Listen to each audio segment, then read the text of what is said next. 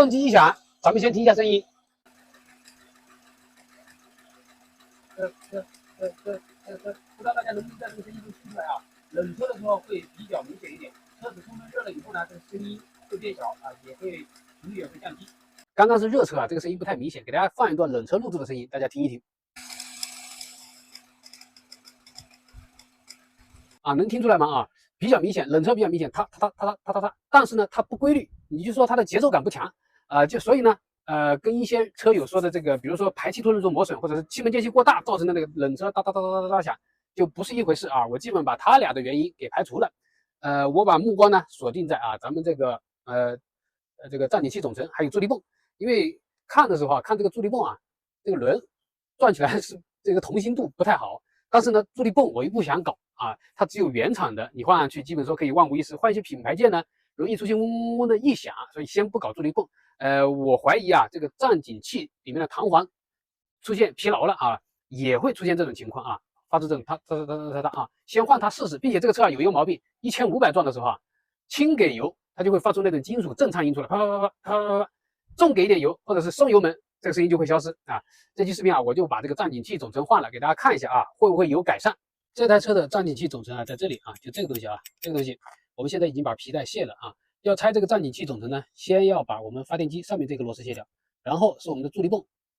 这个螺丝，然后是站顶器这个螺丝，这个卸掉啊。助力泵这边的螺丝啊，这2颗是助力泵的啊，下面1颗是站顶器的，这几个螺丝要卸掉，把站顶器往旁边移，然后才能把这个东西拿出来。助力泵咱们就移开了啊。这里有一个东西啊，大家注意看啊，这个垫片，这个架子啊，螺丝支架，就这么薄薄的一个厚度哈。有什么影响呢？如果你拆过这些东西啊，比如说你去弄这个缸盖电磁阀，它的这个滤网啊，拆过这些东西啊，修助力泵拆过这些东西，换站顶器啊，拆过这个东西，这个东西别忘了要给它装回去，不然会出现什么后果呢？我们的皮带装在这上面的时候啊，会从侧面跑着跑着皮带就脱出来，而且这个边上容易磨掉啊，容易磨掉，就是因为啊我们在装的时候啊忘记装这个垫片了，装这个垫片之后，我们站顶器等于是往这一侧内移了一点，所以呢，我们皮带装上去的时候啊，它跑着跑着就往这一侧跑，哎，现在就可以把我们的站顶器总成给拿下来了，啊，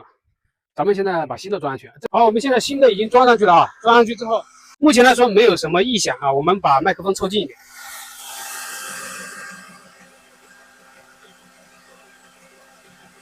刚刚我们录音是没有听到那个它，没有听到这个声音了。但是呢，不是说它就搞定了啊，因为啊，这个车现在还是属于一个热机的状态啊。我们更换完之后啊，也就不到1个小时。现在是夏天，车还没完全冷下来，所以呢，我到明天早上还会重新冷车试一下有没有这个声音。现在呢，我出去加个油，蹭个免费的车洗一下，目的啊是为了体验一下那个1500转啊，这个东西不管热车冷车它都会出现1500转，轻给油就会发出那种金属震颤音，啪啪啪啪啪啪啪啊。去感受一下，走吧。试了车回来，哎，没搞好，先给大家听一下这个声音啊。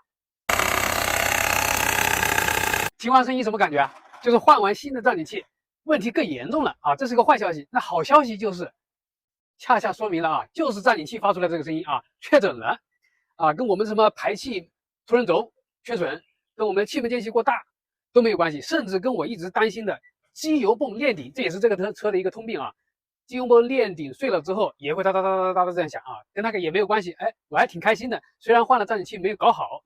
哎，我挺开心。那么跟大家讲一下这个哒声音是怎么发出来的，我们一起来看看。咱们看啊，这个站顶器啊，之前我有视频讲过怎么判断站顶器好坏。站顶器装上去之后，这个指针是要指在这个空隙之间的。那么我车上旧的也就指在这个位置，装上去也是这样，新的装上去也就在这个位置。装上去，在这个位置啊，会发出什么声音呢？大家看，转过来啊，来，看到没？这个位置和这个位置，当我们发动机啊，它转速在我的车上1500转的时候，它这个负荷变大啊，可能就是那种动力不太够的时候，就会有点震动，就这个站顶器啊，它内部的弹簧就会这样晃动，就跟这2个东西碰撞，就会发出哒的声音出来啊，就像我们金属的震颤音。哎，原因找到了啊。